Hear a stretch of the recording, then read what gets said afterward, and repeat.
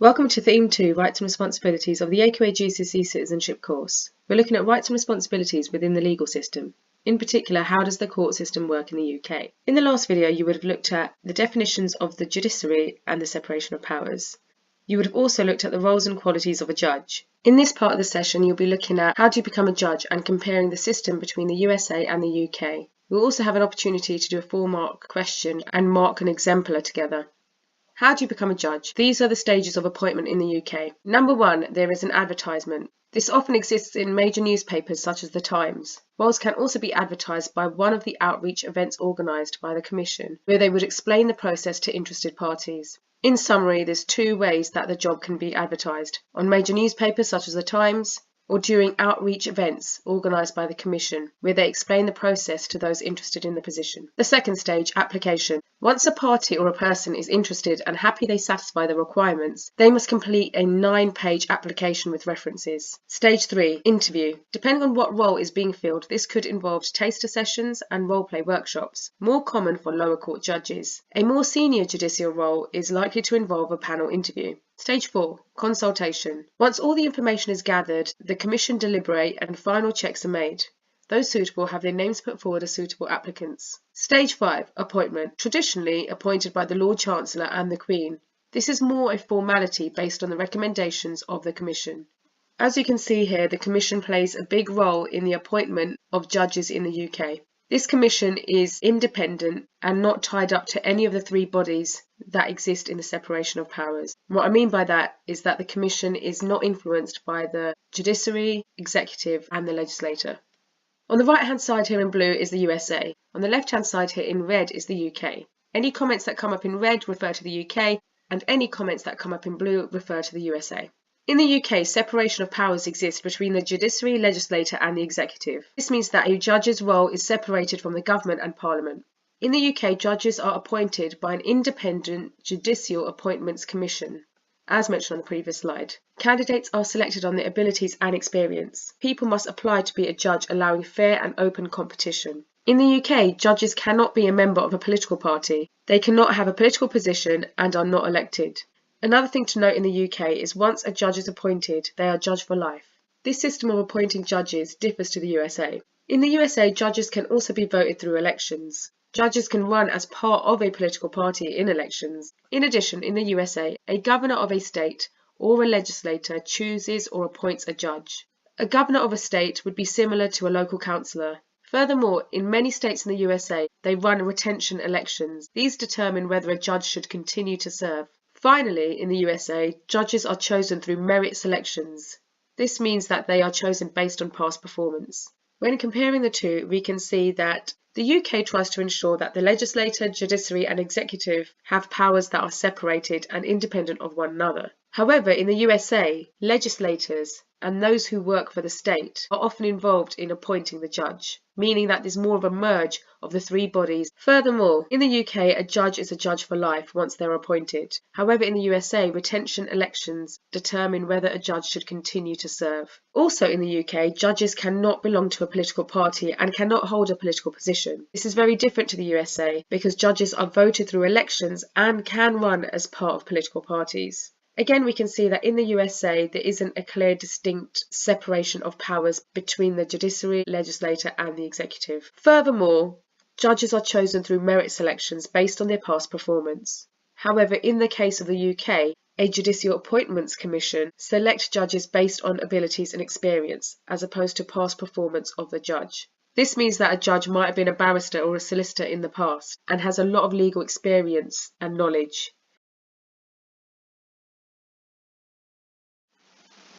Let's read through the exemplar together. Consider how the appointment systems described in Source G differ from the concepts and principles that relate to the judiciary in the UK. It's a 4-mark question. The UK and USA are very different in the sense that judges are not elected by the electorate, like the partisan elections. Also, a judge is not allowed to have a membership of a political group or a political job or position. And it's for life, not for a few years like the merit selection.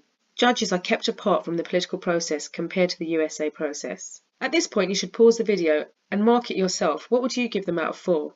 Does it include 2 points? Is each point clearly explained? Is there evidence from the source? Is there a range of keywords being used? What mark would you give this? And would you give them a what went well and an EBI? What would they be? This is how I marked it. I would say that the student really needs to work on structure, because when you're comparing two things, always use the term whereas between the 2 points that you're making. So for example, in this situation, you're comparing the UK and the USA's process of recruiting judges. In your points, you should make it very clear whether you're talking about the UK when you're making your point or the USA. In your explanation, you should be then looking at the other country's process. I'll show an example of where the student has made that mistake. The UK and USA are very different in the sense that judges are not elected by the electorate like the partisan elections. At no point does the student mention which country they're talking about. They say judges are not elected by the electorate. Do they mean in the UK or the USA?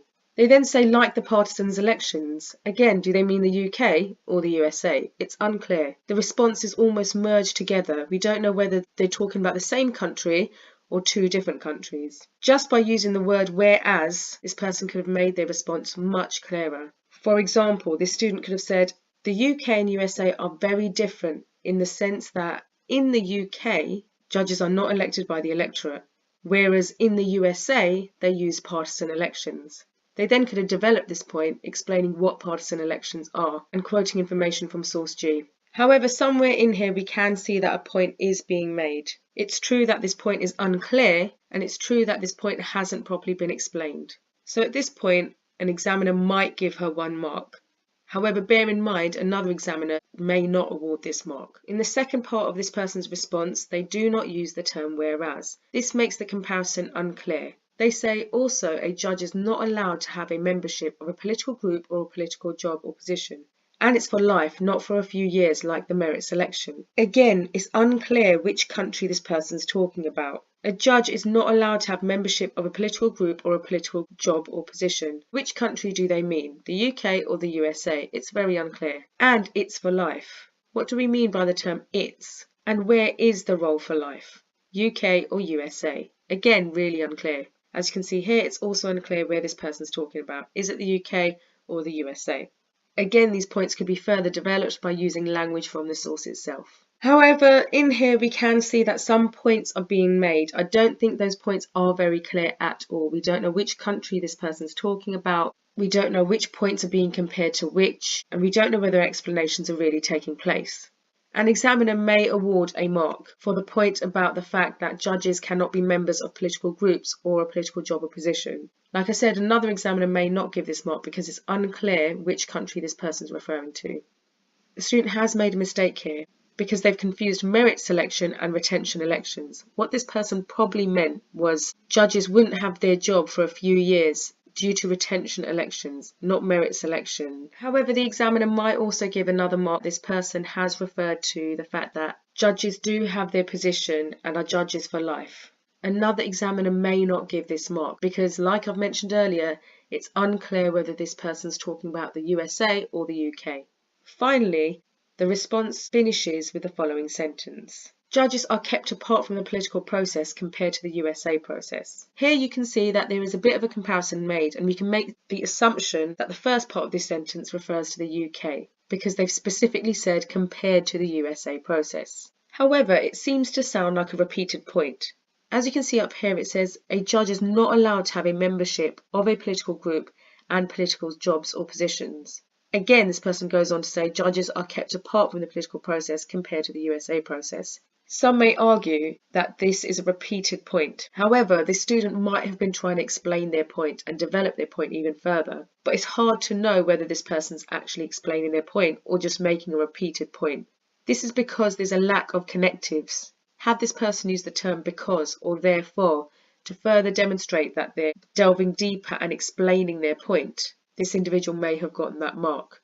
Another thing to bear in mind is the lack of key terms. This individual could have used the term the separation of powers to really show off their citizenship knowledge and understanding. On this basis, this student will get 2 to 3 marks. I would personally give this student 2 marks. Looking at what we've discussed, pause the video and see if you can write a perfect response to this question using the information from the source. Now let's look at how this would have been a stronger answer. Remember, start off with connectives to sequence your points. Then move on to connectives that clearly show that you are explaining your point. Also use connectives to show that you are using evidence. Remember, examiners will have hundreds of questions to mark. You should clearly signpost to them that you are making a point, that you're giving an example to back up your point, that you're explaining your point, and that in 8-mark questions you're evaluating your points. In a 4-mark question, you're not required to evaluate your point. You're simply required to make the point, provide evidence from a source, and explain your point. Connectives are the best way to signpost to your examiner that you are doing all 3 of these things. So this is the type of answer that I would perceive to be a strong response, where someone is awarded the full 4 marks. Firstly, so that's our first connective, a sequencing connective, showing that we are sequencing our arguments. So this is our first argument. The appointment system for judges in the UK differ from that in the USA, as in the UK, judges must apply for the role, which is usually advertised, and decisions to employ a judge is taken by a commission. Whereas in the USA, and as you can see, the term whereas shows that you are clearly comparing the UK system to the USA system. Judges are often voted in by the electorate in elections such as the partisan elections and retention elections outlined in source G. As you can see there, I've just referred to the source and information from the source itself. Secondly, in the UK, the separation of powers is a key feature of the system of judges and courts in order to make sure that power is not abused by one body. Whereas in the USA, judges are appointed by the state governor or legislator, which merges the power of the 3 bodies. This would be a very strong 4-mark response because you've compared the UK and USA and you've made it very clear to the examiner that those comparisons are being made, that you understand the difference between the selection of judges in both countries. You're also using key language such as separation of powers and demonstrating an understanding of what separation of powers actually means. There's words such as legislator to support your citizenship understanding. There's clear structure when sequencing connectives are used. And in each case, you can see that points are being further developed by the use of the term whereas. There's mention of the source itself. And there's also other points that could be made, such as a judge is a judge for life in the UK, whereas in the USA, retention elections can dictate how long a judge continues to have their role for. You can also refer to the fact that in the UK, no judge is allowed to be a member of a political party and needs to stay neutral. However, in the USA, judges often run as part of a political party. So there's many points that could come out of this source. I've chosen 2 points, but you are more than welcome to choose more than just those 2 points and draw upon those comparisons to the UK. I hope this makes it clear to you how to write a strong 4-mark response. We've just come to the end of this session where you've been looking at how you become a judge, exploring the appointment system between the USA and the UK, as well as having an opportunity to practice a 4-mark question. I hope this has been helpful. The next video of this session will be looking at the difference between Crown Courts, Magistrates' Courts and Tribunals.